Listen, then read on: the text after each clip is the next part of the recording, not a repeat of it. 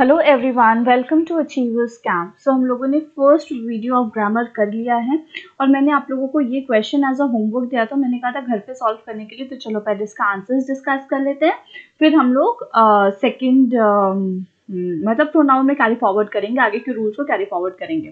तो 10 रूल हम लोगों ने प्रीवियस क्लास में डिस्कस किया था, आज भी हम लोग 10 रूल डिस्कस करेंगे, बट उससे पहले हम लोग इसके आंसर्स देख लेते हैं। So for question number 1, Sneha has red pages after pages. हम लोगों ने क्या पढ़ा था कि जब कभी भी दो सेम नाउन किसी प्रपोजिशन से कनेक्टेड होते हैं, लेकिन दोनों नाउन कंडीशन क्या था कि दोनों नाउन सेम होने चाहिए। तो जब कभी भी दो सेम नाउन किसी प्रपोजिशन से कनेक्टेड होते हैं, तो जो दोनों नाउन होते हैं वो हमेशा सिंगुलर होते हैं। ठीक है, they can not be plural. तो हम यहाँ पे क्या करेंगे, Sneha has read page after page. So right answer will be what? Right answer will be option number B. The company has ordered some new equipments. ठीक है, अभी हम लोगों ने ये भी पढ़ा था कि इक्विपमेंट, फर्नीचर, ये कुछ ऐसे वर्ड्स है जो हमेशा सिंगुलर होते हैं, इनका प्लूरल फॉर्म होता ही नहीं है, right? So it will be what? It will be equipment. It won't be equipment. So the right answer here will be equipment. So option number C में error है. Sentence number 3, of the two brothers who is more intelligent. जब कभी भी हम दो लोगों में selection कर रहे होते हैं, मैंने क्या बताया था, हु और हुम पर्सन के लिए यूज किया जाता है, विच जो है वो एनिमल और नॉन लिविंग थिंग के लिए यूज किया जाता है, दैट जो है वो एनिमल, पर्सन, नॉन लिविंग तीनों के लिए यूज किया जाता है। लेकिन अगर हम सिलेक्शन प्रोसेस डिफाइन कर रहे होते हैं तो पर्सन के लिए भी हम क्या यूज कर सकते हैं, पर्सन के लिए भी हम विच यूज कर सकते हैं। तो यहाँ पर हु ना आकर के आएगा, यहाँ पर आएगा विच. So right answer will be what? Right answer will be option number B. Right answer will be option number B. Now we'll see question number 4. None of his arms was injured in the accident. अब यहाँ पर क्या है, none of his arms, लेकिन arms कितने हैं, arms 2 हैं। मैंने बोथ वाले कंसेप्ट में इसको समझाया था कि जब कभी भी हमें नेगेटिव सेंस में दो चीजों को यूज करना हो तो हम वहां पर क्या यूज करते हैं, वी ऑलवेज यूज नीदर। तो यहाँ पे आर्म्स चूंकि हमारे 2 होते हैं, हम यहाँ पे नन नहीं यूज कर सकते। नन हमेशा मोर देन 2 के लिए यूज होता है और 2 के लिए हमेशा नीदर यूज किया जाता है। तो यहाँ पे सिंस हम दो चीजों के बारे में बात करें, we will use neither of his arms was injured in the accident. So the right answer will be option number 1. And the last one, at their side the robbers fled and they could not do anything. मैंने क्या बताया था, sight, separation, pardon, favour, these are certain words जिसके साथ हम possessive case use नहीं करते। इनके साथ हमेशा क्या आता है, इनके साथ हमेशा ऑब्जेक्टिव केस आता है। तो हम क्या यहाँ पे क्या गलत है, ऑप्शन नंबर 1 गलत है। और इसको करेक्ट कैसे करेंगे, at the site of them. Okay, at the site of them will be the right answer. Okay, so I hope all the questions are clear to everyone. चलो फिर सबको क्लियर है तो हम लोग आज के रूल्स को कैरी फॉरवर्ड करते हैं. So rule number 11 for today is again of pronoun only, and rule says कि जब कभी भी let, between, बिटवीन के साथ हमेशा क्या पेयर बनाता है, बिटवीन के साथ हमेशा एंड पेयर बनाता है, या कोई प्रपोजिशन आप यूज कर रहे हो तो इन वर्ड्स के बाद आप हमेशा ऑब्जेक्टिव केस यूज करते हो. ठीक है, इनके साथ हमेशा objective case of pronoun use किया जाता है. तो यहाँ लिखा है ना, let he go there, this is incorrect. Let him go there, क्योंकि लेट के साथ हमेशा क्या आता है, ऑब्जेक्टिव केस आता है. Okay, so this one is very easy I guess, है ना, सबको समझ में आ गया. चलो रूल नंबर 12. अच्छा, इसका बेसिक्स हम लोगों ने पढ़ लिया है कि हु और हुम जो है वो पर्सन के लिए यूज किया जाएगा, और दैट जो है वो person, non living thing, animals, तीनों के लिए यूज किया जा सकता है. ठीक है, now see here also it is explaining that only relative pronoun whom is used to replace a human object of the sentence while who is used to replace subject of the sentence. लेकिन अभी यहाँ पर क्या बताया हमने कि who जो है वो पर्सन के लिए यूज किया जाता है और whom जो है वो भी पर्सन के लिए यूज किया जाता है. लेकिन दोनों में फर्क क्या है, जब दोनों पर्सन के लिए यूज किया जाता है तो दोनों में डिफरेंस क्या है. दोनों में डिफरेंस ये है बच्चे कि whom जो है वो किसी भी सेंटेंस में ऑब्जेक्ट ऑफ अ सेंटेंस की तरह यूज किया जाएगा और who जो है वो किसी भी सेंटेंस में सब्जेक्ट ऑफ द सेंटेंस की तरह यूज किया जाएगा. ठीक है, अब सब्जेक्ट ऑफ द सेंटेंस और ऑब्जेक्ट ऑफ द सेंटेंस से क्या मतलब है. जैसे कि यहाँ पर एक सेंटेंस दिया हुआ, the boy who came here is a very good singer.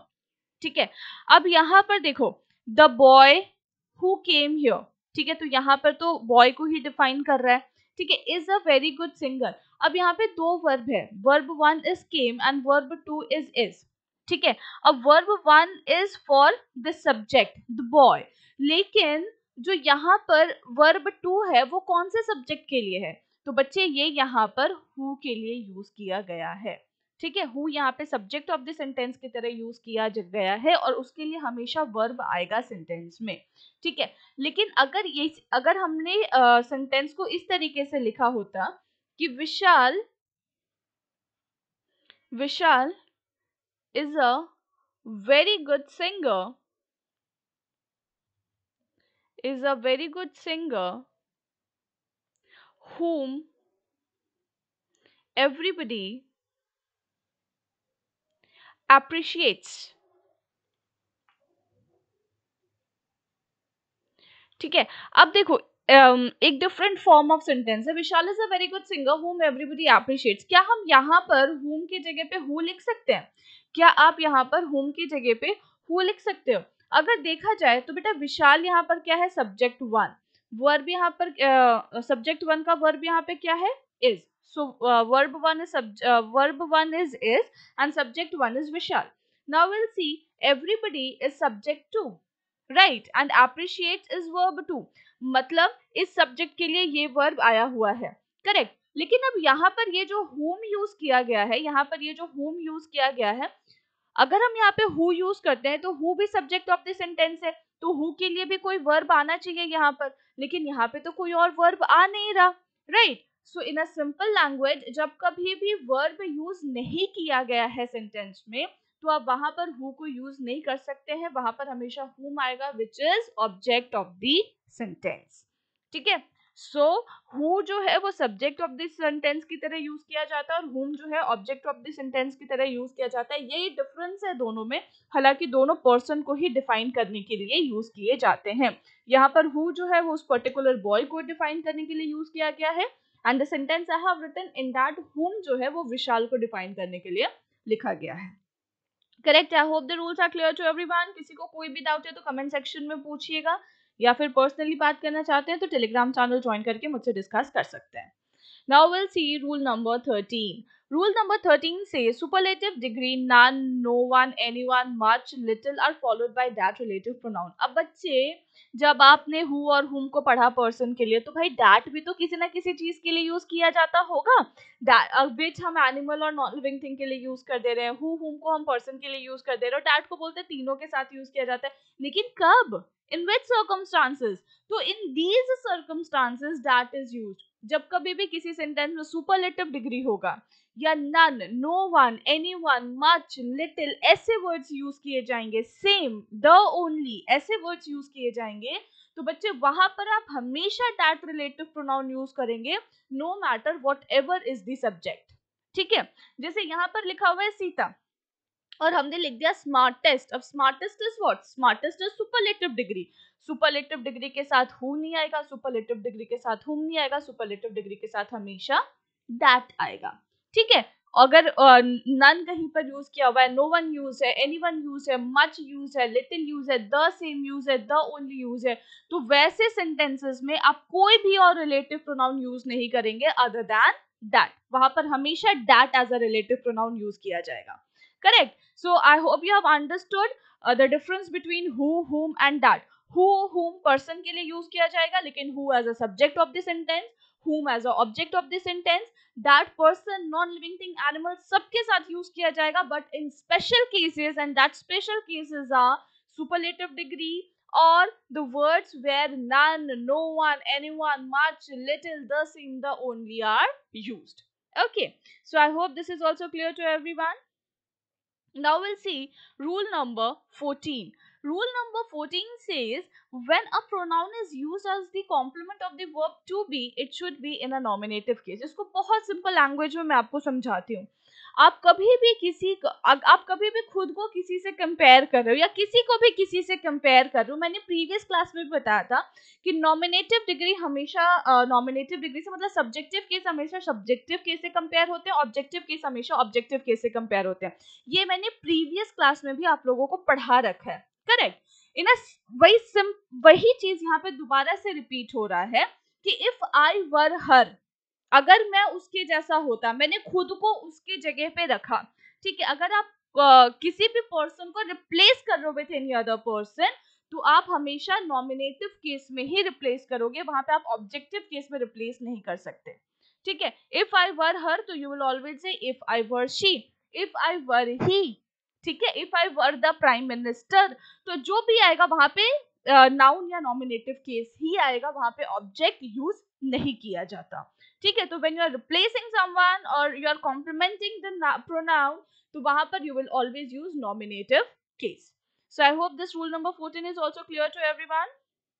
Now we'll see rule number 15. Now rule number 15 is very important. बहुत बार एग्जामिनेशन में पूछा गया और बच्चे बहुत बार इसका गलत आंसर दे देते हैं. क्यों?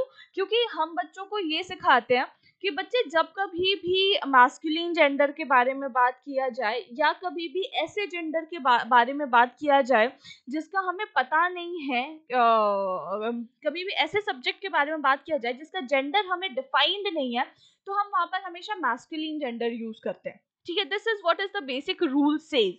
लेकिन वन जब भी यूज किया जाएगा तो अगेन यहाँ पे जेंडर स्पेसिफाइड नहीं है. अगर anyone, everyone, anybody, everybody, nobody, somebody, someone, ये वर्ड्स यूज किए जाते हैं, तो हम हमेशा कह देते हैं कि जब तक हमें पता नहीं है कि ये एवरीवन, नोवन, समवन है कौन, हम वहां पर हमेशा मैस्कुलिन जेंडर यूज कर देते हैं, करेक्ट। लेकिन जब हम वन बोल रहे हैं तो बच्चे वन भी तो हमें नहीं पता. अगर हमें नहीं पता इसका जेंडर, तो बहुत से बच्चे ये कंसीडर करते हैं कि वन के साथ भी हम मैस्कुलिन जेंडर को यूज कर सकते हैं, but no, this is not correct. अगर one subject of the sentence की तरह यूज किया गया है, if one is subject of the sentence, if one is used as the subject of the sentence, तो आप वहां पर एज अ पॉजेसिव केस, आप एज अ पॉजेसिव केस हमेशा वंस को यूज करोगे, that is ONE apostrophe S, ठीक है। एज अ पॉसेसिव केस आप वंस को यूज करोगे. As a pronoun, as a pronoun you will always use oneself, ठीक है. As a pronoun you will always use oneself, ठीक है. तो इस तरीके से ये यूज किया जाता है. One must not boost of his own success, one के साथ आप कभी भी हिज नहीं यूज करोगे, वंस ओन सक्सेस, ठीक है. तो जब भी पॉजेसिव केस डिफाइन होगा आप वंस यूज करोगे, प्रोनाउन यूज करना होगा वन सेल्फ यूज करोगे, राइट. जब कभी भी one as a subject of the sentence use किया जाएगा वहां पर मैस्कुलिन जेंडर नहीं आता. I hope this is also clear to everyone. Now we'll carry forward with the rule number 16. Either or neither is used only in speaking of two persons or things. मैंने अभी बता दिया, either, neither ये दो लोगों को define करने के लिए यूज किया जाता है. Any, no one, none, one, ये सारे जो है वो मोर देन टू के लिए यूज किया जाता है ना. अभी हम लोगों ने वो पढ़ा भी ना, जो हम लोगों ने कल प्रीवियस क्लास के क्वेश्चंस डिस्कस करे थे, वहां पर भी मैंने नन को रिप्लेस किया था with neither. Why? Because either and neither are used for two persons or things, and any, no one, none are used for more than two. Okay. Now have a look at the sentence. Any of these two roads leads to the airport. Again, two roads के बारे में बात किया जा रहा है, तो any नहीं आएगा. लेकिन हाँ, ये जरूर ध्यान में रखना कि either जो है वो पॉजिटिव सेंटेंसेस में यूज किए जाएंगे और neither जो है वो नेगेटिव सेंटेंसेस में यूज किए जाएंगे, ठीक है. तो any one of two roads नहीं होगा. फिर क्यों? पॉजिटिव सेंटेंस है तो you will use either with two. In a similar manner, neither of these three girls. Again यहाँ पे थ्री गर्ल्स है तो आप नीदर नहीं यूज कर सकते, फिर आप क्या यूज करोगे? नो वन, और you can say none of these three girls, ठीक है. तो ये बहुत इंपॉर्टेंट है और सिंपल भी. अच्छा, एक चीज और ध्यान में रखना कि ईदर हो, नीदर हो, नो वन हो, नन हो, वन हो, इसके बाद जो भी सब्जेक्ट्स आ रहा है, जैसे कि two roads, three girls, these are always what? These are always plural. लेकिन जो सब्जेक्ट एज ऑब्जेक्ट यूज किया जा रहा है, these are always plural. But इसके बाद जो वर्ब आएगा, that verb will always be singular, है ना. Anyone, no one, either, neither, one, none, इसके बाद जो भी नाउन या प्रोनाउन यूज कर रहे हैं वो नाउन और प्रोनाउन हमेशा प्लूरल होंगे, लेकिन जो वर्ब आएगा वो वर्ब हमेशा सिंगुलर होगा, right. This is the major concept and this is very important because this is very important question. बहुत बार एग्जाम में आपके पूछा गया, this is very very important. Okay, I hope this is clear to everyone. Now we'll see rule number 17. बेटा बहुत easy है, reciprocal pronoun का कंसेप्ट है ये कि ईच अदर जो वर्ड है वो हमेशा टू पर्सन्स और थिंग्स को डिफाइन करने के लिए यूज किया जाएगा, और कभी भी दो से ज्यादा पर्सन और थिंग को आपको डिफाइन करना है तो आप उसको वन अनदर से डिफाइन करोगे, ठीक है। So the two brothers loved one another is incorrect, क्योंकि टू ब्रदर्स है तो ईच अदर आएगा, ठीक है। अब अगर आप ऐसा बोलते हो द फ्रेंड्स, तो यू कैन से लव्ड वन अनदर, क्योंकि फ्रेंड्स दो से ज्यादा है, ठीक है। तो जब कभी भी डिफाइंड हो कि दो पर्सन के बारे में बात की जा रही है तो आप हमेशा ईच अदर यूज करेंगे, मोर देन टू डिफाइन करना है तो वन अनदर यूज करोगे। I hope this is also clear to everyone, this one is very easy, I guess बहुत लोगों को पता भी होगा ये रूल, है ना। Now, rule number 18 and very important concept here. What is a gerund? Gerund क्या होता है? बहुत बच्चों को पता होगा, जिसको पता है जल्दी जल्दी मुझे बताइएगा कमेंट सेक्शन में। So gerund is the ing form of a verb. जैसे कि for example, if I say swimming is the best exercise. Now, swimming is a noun. Swimming is noun as well. Sorry, swimming is verb as well, है ना। Swimming verb भी है। अब बोलते हो I'm swimming, तो verb हुआ ना, मैं swim कर रही हूँ, मेरा action है तो वो verb भी है। लेकिन जब हम बोलते हैं swimming is the best exercise, मतलब verb का ing फॉर्म यहाँ पे noun के तरीके से यूज हो गया, सब्जेक्ट यूज हो गया, तो जब वर्ब का ing फॉर्म नाउन के तरीके से यूज किया जाता है तो हम उसको जेरंड कहते हैं, ठीक है। अब रूल क्या कहता है, a noun or pronoun governing a gerund should be put in the possessive case, मतलब कभी भी gerund जो है यूज किया जा रहा है सेंटेंस में तो आप उसके साथ हमेशा पजेसिव केस यूज करोगे। क्यों? क्योंकि जेरंड हमेशा नाउन होता है, gerund is a noun, noun के साथ हम पजेसिव केस यूज करते हैं, इसलिए जेरंड के साथ पजेसिव केस आएगा। सिंपल, कुछ एग्जांपल्स देखते हैं और क्लियर हो जाएगा। Please excuse me being late, अब यहाँ पे बी क्या है बेटा, BEING, वर्ब का ING फॉर्म है ना, so this is gerund here, okay, this is gerund here. तो प्लीज एक्सक्यूज मी नहीं बोल सकते, क्योंकि क्या होगा यहाँ पर हमेशा पजेसिव केस होगा, यहाँ पर ऑब्जेक्टिव केस नहीं आएगा। तो आई का पजेसिव केस क्या होता है, माई, सो you'll say please excuse my being late. Okay, now suppose I say एक और एग्जांपल लेते हैं, he is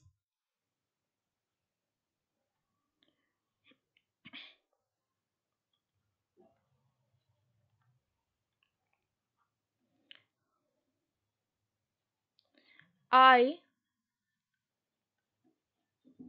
invited him to my teaching session. अब यहाँ पे देखो टीचिंग है, जेरंड है, तो आप हमेशा माई यूज करोगे। So you will have to understand, जहां पर भी वर्ब का आईएनजी फॉर्म यूज किया जा रहा है तो वो जेरंड है और उसके साथ आप हमेशा पजेसिव केस यूज करोगे। I hope this rule is also clear to everyone. Now will see the next one. So rule number 19, a pronoun must agree with its antecedent in person, number और gender. बहुत easy है बेटा, pronoun जो है वो obviously person, number और gender के साथ agree करना चाहिए। अब जैसे कि यहाँ पर boys है ना, each of these boys, तो मैंने अभी बताया कि each of, either of, neither of, one of, none of, इसके साथ जो भी नाउन या प्रोनाउन यूज किया जाता है वो नाउन और प्रोनाउन हमेशा प्लूरल होता है, लेकिन जो वर्ब यूज किया जाता है वो वर्ब हमेशा सिंगुलर होता है, क्योंकि ये जो वर्ब है वो क्या होता है, ईच के अकॉर्डिंग आ रहा होता है, और ईच सिंगुलर है तो वर्ब सिंगुलर है।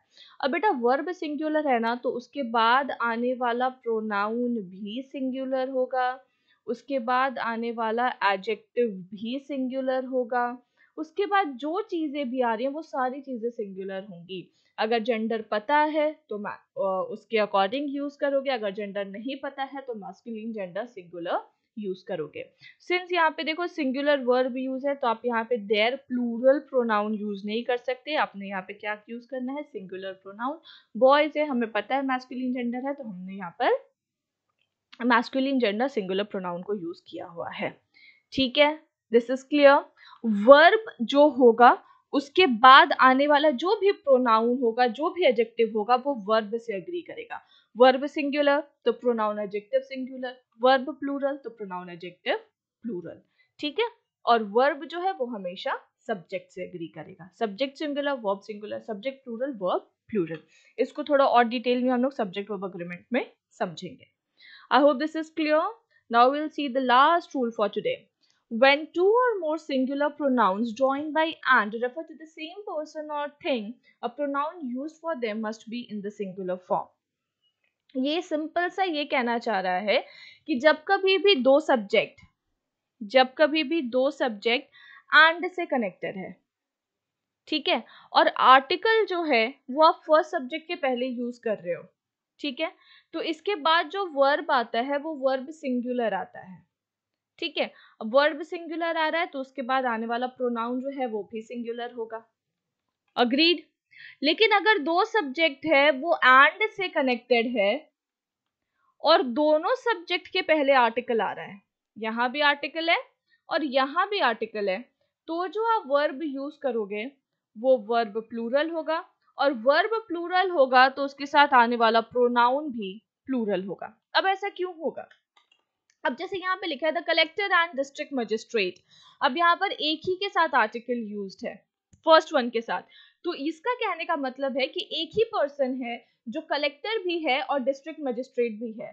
दो डेजिग्नेशन है लेकिन डिफाइन एक पर्सन को किया जा रहा है, इस वजह से वर्ब भी सिंगुलर आ रहा है और उसके बाद आने वाला प्रोनाउन भी सिंगुलर आ रहा है। Verb is also singular, pronoun is also singular, ठीक है। लेकिन अगर यहीं पे हम लिख देते the collector and the district magistrate, ठीक है, अगर दोनों की जगह पे हम लोग द लगा देते तो फिर ये दो डिफरेंट पर्सन को डिफाइन करने लग जाता। आर्टिकल से बहुत फर्क पड़ता है, ठीक है, दोनों जगह अगर आर्टिकल लग गया तो कलेक्टर अलग इंसान हो गया, डिस्ट्रिक्ट मजिस्ट्रेट अलग इंसान हो गया, फिर जब दो अलग अलग इंसान के बारे में बात करेंगे तो वर्ब भी प्लूरल हो जाएगा और यहाँ पर प्रोनाउन भी प्लूरल हो जाएगा, ठीक है। सो ये ध्यान में रखना, दो सब्जेक्ट एंड से कनेक्टेड है, सिर्फ पहले के साथ आर्टिकल है तो वर्ब सिंगुलर, प्रोनाउन सिंगुलर।